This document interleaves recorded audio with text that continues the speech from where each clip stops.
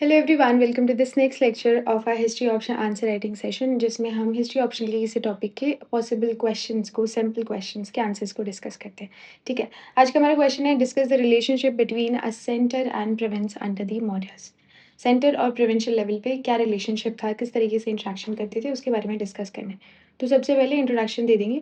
The modern empire developed a hierarchical essential provincial structure to administer its vast territory, while the emperor exercised overarching control. Provinces enjoyed functional autonomy for effective local governance.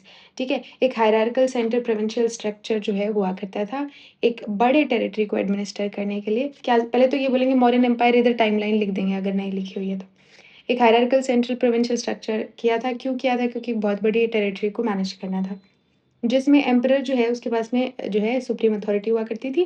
But at the very same time जो provinces है they also enjoyed functional autonomy for effective local governance. ठीक है, ये हमको यहाँ पे देखने को मिलता है। उसके बाद में सेंटर प्रोविंशियल रिलेशनशिप को डिस्कस करेंगे, किस तरीके से जो है एक दूसरे से इंटरेक्ट करते थे। तो सबसे पहला इंपीरियल सुप्रीमेसी देखने को मिलती थी। Emperor remained the ultimate authority over provinces. ठीक है, अशोका के डायरेक्ट एडिक्ट्स देखने को मिलते हैं, एग्जाम्पल में आप लिख सकते हैं। ठीक है, तो जो किंग था उसकी सुप्रीम अथॉरिटी होती थी। वहाँ पे डिफरेंट डिफरेंट प्रोविंसेस में डिवीजन देखने को मिलता है। जैसे empire was organised into major administrative provinces. For example, ये कैपिटल है हमारे पास में तक्षशिला, उज्जैन, तोशाली और सुवर्णगिरी भी है। ठीक है, सुवर्णगिरी भी है। तो ये 4 हुआ करती थी हमारे पास में। क्यों? क्योंकि एक सिंगल सेंटर से ह्यूज एम्पायर मैनेज करना डिफिकल्ट था। ठीक है, तो लार्ज एम्पायर को मेजर एडमिनिस्ट्रेटिव रीजन्स में डिवाइड किया गया। उसके बाद में रॉयल गवर्नेंस अपॉइंट किए गए। ये क्या थे? प्रिंसेस या कुमाराज ऑफन गवर्नड इंपॉर्टेंट प्रोविंसेस। ये ब्लड लाइन के लोग होते थे, कोई तो रिलेटिव्स होते थे या प्रिंसेस होते थे जो कि इनको गवर्न करते थे। ठीक है, ये अपॉइंटमेंट सेंटर के लिए ट्रस्ट मैकेनिज्म भी था। अगर एम्परर का रिलेटिव प्रोविंस गवर्न कर रहा है तो इंपीरियल फैमिली का डायरेक्ट कनेक्शन प्रोविंसेस से के साथ में मेंटेन होता है ना? जैसे फॉर एग्ज़ाम्पल जब बिंदुसार जो है किंग थे, तो अशोका उज्जैन के से एसोसिएटेड थे, व्हेरेज़ उनके जो भाई थे Sushim was from Takshashila I think. Yes, तो जो कुमारस थे, जो प्रिंसेस थे, उन्हीं को प्रोविंसेस दिए जाते थे, ठीक है? इसमें अशोका का एग्ज़ाम्पल आप दे सकते हैं, सुशीम का एग्ज़ाम्पल दे सकते हैं कनेक्टिंग टू तक्षशिला, ठीक है? फिर एसेंशियल अपॉइंटमेंट हुआ करती थी। Provincial officials completely autonomous hereditary ruler नहीं थे। सेंटर अपॉइंटमेंट और मेजर एडमिनिस्ट्रेटिव अथॉरिटी पर कंट्रोल जो है वो रखता था, है ना? तो प्रोविंसेस को डेलीगेटेड अथॉरिटी मिलती थी, इंडिपेंडेंट सोवरेनिटी नहीं थी। तो यहाँ पे हमको ये भी देखने को मिलता है, कुमारास एज वाइसरायस।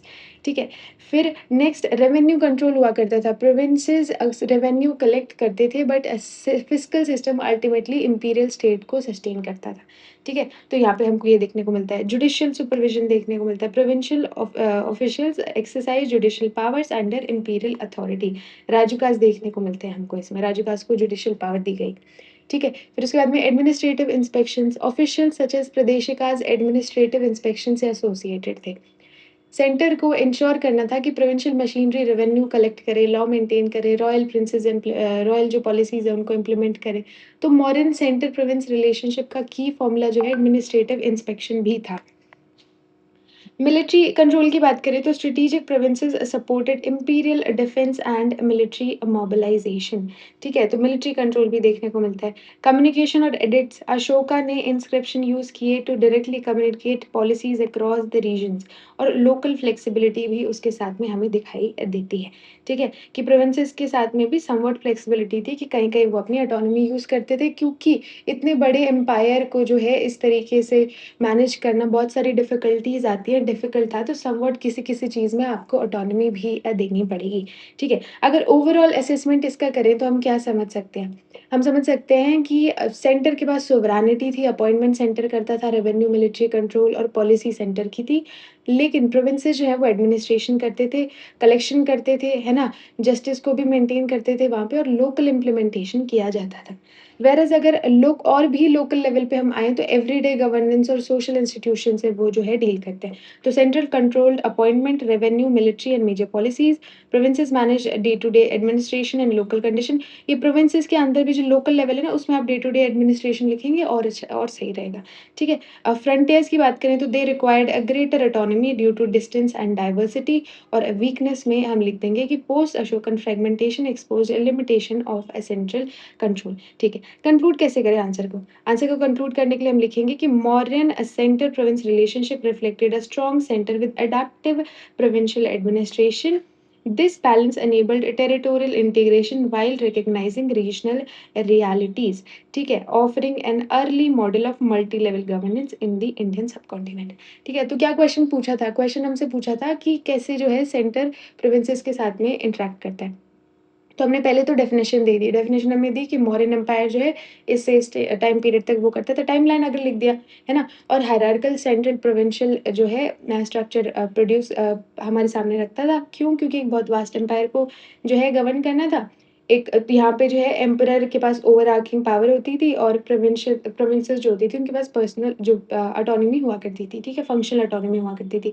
कैसे-कैसे जो है रिलेशनशिप बना, किंग सुप्रीम अथॉरिटी होता था, प्रोविंशियल डिवीज़न किया था, वहाँ पे रॉयल गवर्नर्स अपॉइंट किए थे, सेंट्रल अपॉइंटमेंट होता था, रेवेन्यू कंट्रोल सेंटर के पास था, जुडिशियल सुपरविज़न देखने को मिलता है हमको, एडमिनिस्ट्रेटिव इंस्पेक्शन का मशीनरी था, मिलिट्री कंट्रोल, कम्युनिकेशन और लोकल फ्लेक्सिबिलिटी के थ्रू हमने उसको जो है एक्सप्लेन कर दिया। फिर थोड़ा असेसमेंट भी दे दिया कि सेंटर जो है वो अपॉइंटमेंट्स जो है रेवेन्यू, मिलिट्री, मेजर पॉलिसीज़ पे काम करता था।